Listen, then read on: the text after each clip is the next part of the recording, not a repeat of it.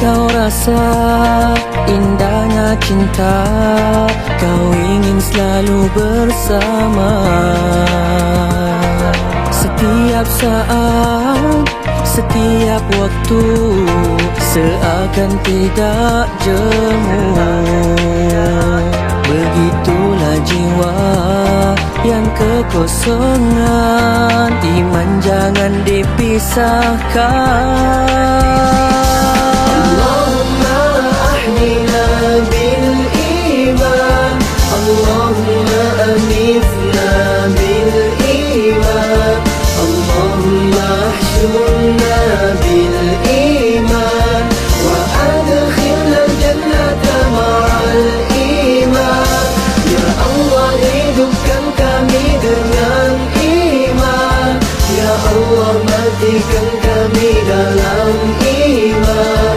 Ya Allah, bangkitkan kami dengan iman, dan masukkan ke syurga-Mu dengan iman.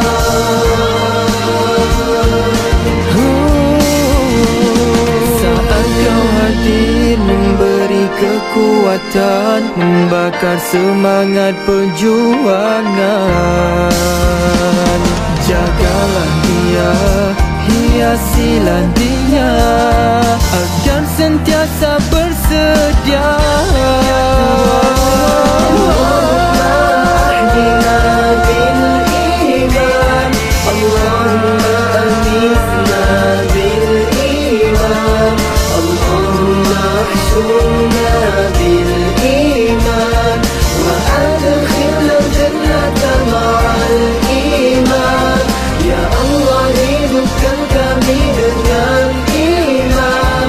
Ya Allah, matikan kami dalam iman. Ya Allah, bangkitkan kami dengan iman, dan masukkan ke syurga-Mu dengan iman. Terkadang selalu leka dan alpa, itu lumrah manusia. Segeralah mohon taubat padanya, keampunan juga keredaan.